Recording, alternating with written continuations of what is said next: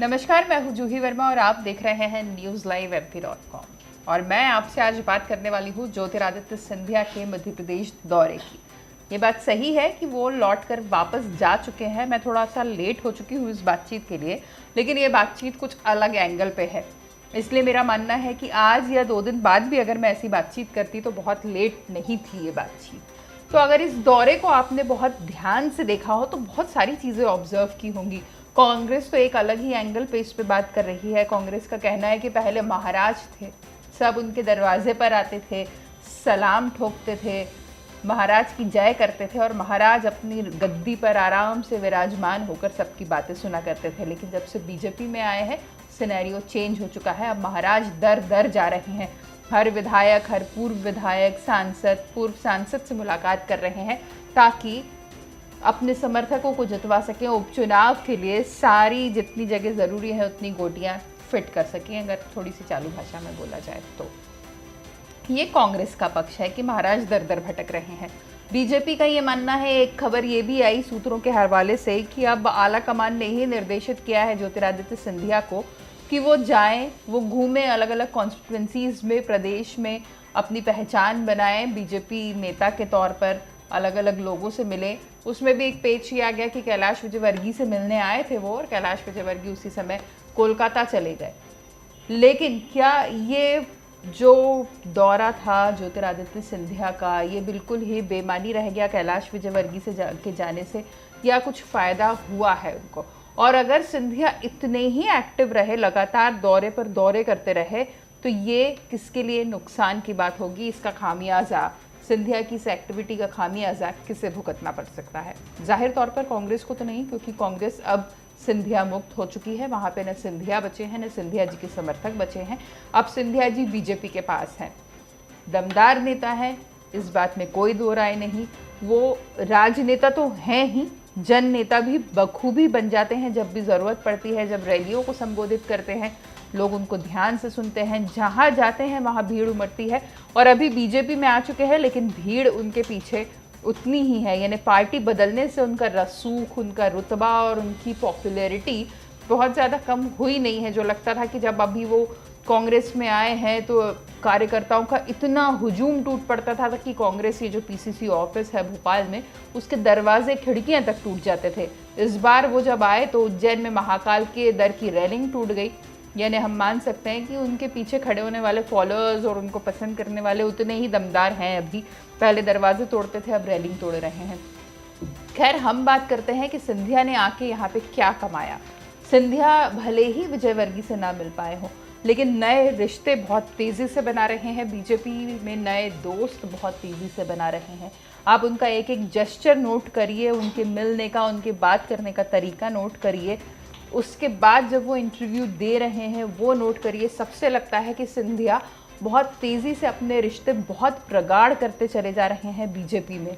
अभी आपने एक वीडियो ज़रूर देखा होगा, नहीं देखा होगा तो आगे आप देख सकते हैं इसी क्लिपिंग में साथ में, कि जब उमा भारती पहुंची पूजा में, जहाँ पे उज्जैन में पूजा चल रही थी, उमा भारती पहुंची, बहुत ज़्यादा भीड़ थी आसपास, उमा भारती आगे नहीं जा पा रही थी।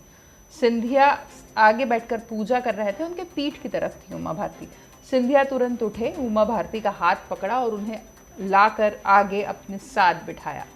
वैसे तो उमा भारती और ज्योतिरादित्य सिंधिया के रिश्ते बहुत खराब कभी नहीं रहे, क्योंकि उमा भारती हमेशा सिंधिया पर सीधे निशाना साधने से बचती रहीं, क्योंकि उनकी राजमाता विजयराजे सिंधिया से काफ़ी नज़दीकियाँ रही हैं। उनको हमेशा माँ साहब के कहकर काफ़ी सम्मान देती रही हैं उमा भारती। इसलिए उन्होंने उन सिंधिया से भी उनके रिश्ते अच्छे ही हैं। इससे पहले भी जब सिंधिया भोपाल आए थे, उमा भारती से जाके अलग से मिले थे। तो खैर, उमा भारती से उनके रिश्ते अच्छे ही हैं। लेकिन अभी जब वो कैलाश विजयवर्गीय के घर गए, उसके बाद विजयवर्गीय वहाँ नहीं मिले, लेकिन सिंधिया की शक्ल पर कोई तल्खी, कोई नाराज़गी, कोई गुस्सा नज़र नहीं आया। बल्कि जब उनसे पूछा गया तो उन्होंने कहा कि विजयवर्गीय जी नहीं है, उन्हें किसी काम से जाना पड़ा बंगाल, लेकिन मैं उनके बेटे के साथ बैठा, आकाश विजयवर्गीय से मेरी बातचीत हुई। और ये भी पता चला कि मराठी है, तो मराठी में दोनों ने काफ़ी देर तक बात की। इन्हें मराठी मानूस जो है वो उनके पुराने जो मन में मैल थे वो साफ हो चुके हैं, दोनों का मेल जोल हो चुका है अब। और अब उम्मीद करते हैं कि जब भी आकाश विजयवर्गीय नए होर्डिंग या पोस्टर लगवाएंगे सिलावट के लिए, तो उसमें सिंधिया को भी एक सम्मानजनक जगह देंगे। अपने पिताजी के बराबर का होर्डिंग ना लगवा सके तो छोटा सा पोस्टर उनका ठीक ठाक जगह पर लगाएंगे, ना कि दूसरे आम कार्यकर्ताओं के साथ लगा देंगे, ऐसी उम्मीद है। और वैसे सिर्फ इतना ही नहीं कि मालवा के नेताओं के साथ ही वो दिखे हो, तमाम विधायक और वो सब उनके साथ थे, ताई भाई सब जगह उन्होंने मुलाकात की। इसके अलावा ग्वालियर चंबल के नेताओं से भी उनकी करीबी छुपी नहीं रह सकती। नरेंद्र सिंह तोमर से उन्होंने काफ़ी दोस्ती बढ़ाई है और नरोत्तम मिश्रा से लगातार उनके समर्थक भी संपर्क बनाए रहते हैं। यानी इमरती देवी हो, चाहे गोविंद सिंह राजपूत हो, तुलसीराम सिलावट हो या अन्य कोई भी सिंधिया समर्थक हो, नरोत्तम मिश्रा से लगातार संपर्क में रहता है, उनके साथ संबंध अच्छे बना के रखता है। यानी ग्वालियर चंबल के जो नेता हैं, चाहे जयभान सिंह पवैया हो, उनसे सिंधिया मिलने नहीं गए, लेकिन सिंधिया समर्थक जरूर जयभान सिंह पवैया से मिलने जरूर जाते हैं। मुन्नालाल गोयल, प्रद्युम्न सिंह तोमर, सब ने जयभान सिंह पवैया से अलग से मुलाकात की है। यानी कहीं ना कहीं से उनको ये निर्देश है कि आप जाएं और बीजेपी के जो नेता अभी तक कट्टर विरोधी रहे हैं सिंधिया और उनके समर्थकों से, उनसे बात बनाएं। तो धीरे धीरे बीजेपी में अपनी पैठ गहरी करते जा रहे हैं सिंधिया। जब उनकी नज़दीकी हो रही है ग्वालियर चंबल के नेताओं से, तो ये खतरे की घंटी बज रही है शिवराज सिंह चौहान के लिए, क्योंकि वो उन नेताओं को हमेशा अपने से दूर किए हुए हैं। चाहे नरेंद्र सिंह तोमर हो, जो इससे पहले अभी चौथी बार जब सरकार बनी है तो मुख्यमंत्री पद के दावेदार बताए जा रहे थे, नरोत्तम मिश्रा हो जो मुख्यमंत्री पद के दावेदार बताए जा रहे थे। यानी दोनों शिवराज के अलावा जो मुख्यमंत्री पद के दावेदार थे वो ग्वालियर चंबल से ही थे। तो शिवराज सिंह चौहान जिन लोगों को अपने से दूर कर रहे हैं, उन लोगों के नज़दीक जा रहे हैं ज्योतिरादित्य सिंधिया। तो ये जो नए दोस्त बन रहे हैं, इन्हें सीएम शिवराज के लिए देखना बहुत ज़रूरी है। हो सकता है आने वाले समय में शिवराज एक तरफ बिसात बिछा रहे हैं कि सिंधिया समर्थक और सिंधिया का दबदबा पार्टी में ज़्यादा ना बढ़े, और दूसरी तरफ कुछ उल्टा हो जाए और जो पार्टी के नेता, दमदार नेता हैं, वो शिवराज की बजाय सिंधिया के साथ खड़े नजर आए।